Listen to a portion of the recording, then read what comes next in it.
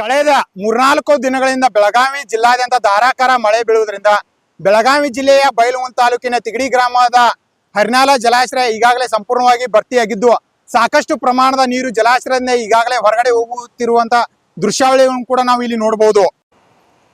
ಕಳೆದ 3-4 ದಿನಗಳಿಂದ ಬೆಳಗಾವಿ ಜಿಲ್ಲಾದ್ಯಂತ ಧಾರಾಕಾರ ಮಳೆ ಬೀಳುವುದರಿಂದ ಬೆಳಗಾವಿ ಜಿಲ್ಲೆಯ ಬೈಲಹೊಂಗಲ ತಾಲೂಕಿನ ತಿಗಡಿ ಗ್ರಾಮದ ಹರಿನಾಳ ಜಲಾಶಯ ಈ ಸುಂದರವಾದ ಕ್ಷಣವನ್ನು ನೋಡಲು ಸಾಕಷ್ಟು ಪ್ರವಾಸಿಗರು ಮತ್ತು ಜನರು ಇಲ್ಲಿ ಆಗಮಿಸುತ್ತಿದ್ದಾರೆ.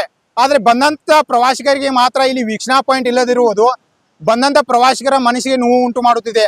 ಹಾಗಿದ್ರೆ ಸಂಬಂಧಪಟ್ಟ ಅಧಿಕಾರಿಗಳು ಇನ್ನಾದರೂ ಈ ವೀಕ್ಷಣಾ ಪಾಯಿಂಟ್ ಅನ್ನ ನಿರ್ಮಿಸುತ್ತಾರಾ ಅಥವಾ ಇಲ್ವಾ ಕಾದು ನೋಡೋಣ. ಇನ್ ನ್ಯೂಸ್ ಬೆಳಗಾವಿ ಜೊತೆ ಶಾನುಲ್ ಮತ್ತೆ ಖಾನ್ ಬೈಲಹೊಂಗಲ. ಈ ಜಲಾಶಯ ನೋಡಲು ಇಲ್ಲಿಯೂ ಕೂಡ ಸಾಕಷ್ಟು ಯುವಕರು ಕೂಡ ಬಂದಿದ್ದಾರೆ.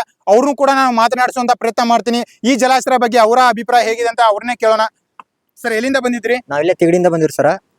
ಜಲಾಶಯ ಹೇಗೆ ಅನಿಸ್ತಾ ಇದೆ ಸರ್ ನಿಮಗೆ? ನೋಡಲು ತುಂಬಾ ಸುಂದರವಾಗಿದೆ ಸರ್. ಅದರ ಕಣ್ತುಂಬಿ ನೋಡಲು ಒಂದು ಸುಂದರವಾದ ಪಾಯಿಂಟ್, ವೀಕ್ಷಣಾ ಪಾಯಿಂಟ್ ಅನ್ನು ಒಂದು ಅಳವಡಿಸಬೇಕಾಗಿ ನೀರಾವರಿ ಇಲಾಖೆಗೆ ಮನವಿ ಮಾಡ್ತೀವಿ ಸರ್. ಇಲ್ಲ ಅಲ್ಲ ಸರ್, ಈ ವೀಕ್ಷಣಾ ಪಾಯಿಂಟ್ ಇಲ್ಲ ಸರ್ ಇವಾಗ.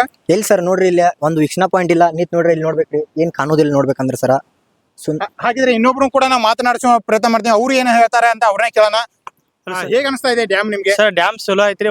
ಪೂರ್ತಿ ವರ್ಷ ತುಂಬತೈತ್ರಿ ಇದು ಜಲಾಶಯ, ನಮ್ ತಿಗಡಿ ಜಲಾಶಯ. ಮತ್ತೆ ಇಲ್ಲಿಂದ ಸುತ್ತಮುತ್ತ ಹಳ್ಳಿಯಿಂದ ಎಲ್ಲಾರು ಪ್ರವಾಸಿಗರು ಬರ್ತಾರೆ.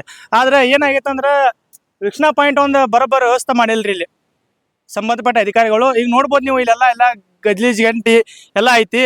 ಮತ್ತೆ ಅಲ್ಲಿ ತಳ ಹೋಗಿ ನೋಡುವಾಗ ಗಿಡ ಗಂಟಿ ಎಲ್ಲಾ ಬೆಳೆದೈತಿ. ಮತ್ತೆ ಇಲ್ಲಿಂದ ನೋಡ್ರಿ ಚಂದ ಕಾಣಂಗಿಲ್ರಿ. 4-5 ಮಂದಿ ಹೆಣ್ಮಕ್ಳು ಬಂದಿರ್ತಾರು, ಎಲ್ಲಾರು ಬಂದಿರ್ತಾರು, ಅವ್ರವ್ರ ಫ್ಯಾಮಿಲಿ ಬಂದಿರ್ತೈತಿ. ಖರೆ ಏನ ಒಂದ್ ಸಂಬಂಧಪಟ್ಟ ಅಧಿಕಾರಿಗಳು ವೀಕ್ಷಣಾ ಒಂದು ಪಾಯಿಂಟ್ ಮಾಡ್ರ ಚಲೋ ಅನಿಸ್ತೈತಿ.